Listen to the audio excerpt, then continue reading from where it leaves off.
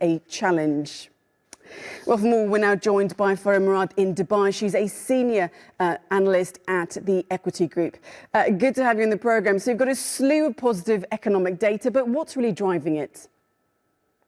Thank you, Mariam, for having me. And I believe we should have expected to have better than expected numbers, especially in the last GDP, in the last quarter.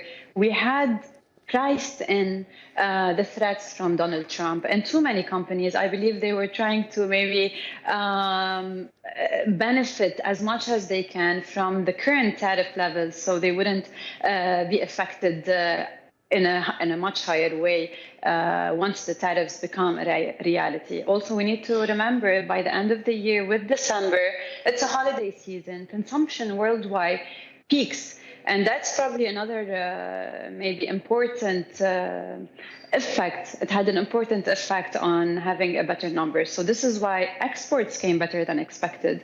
Industrial activity came better than expected, but local demand, it's still is facing major issues. And Farah, then, what about jobs then? Are people actually willing to spend? In China, that seems like a major concern.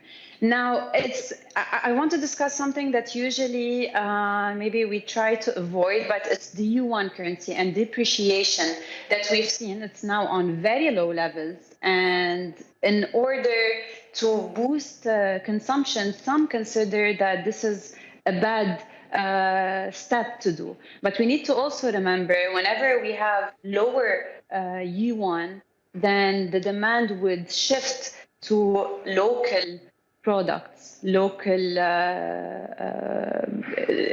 the demand would shift to the local products. And I think that's what's somehow happening. This depreciation of the yuan, it's not being hailed or it's not being supported. But on the other way, we see that they're benefiting from it, either to rebalance potential higher tariffs. We believe maybe a depreciation of 7 to 10% on the yuan might help exports to rebalance any tariffs that would come the Chinese way from the US. Another thing, maybe the demand would shift to local products, and that's something to consider. I don't think it's going to support demand that much. I think the demand will remain an issue in China for 2025, but a weaker yuan have two sideways to consider.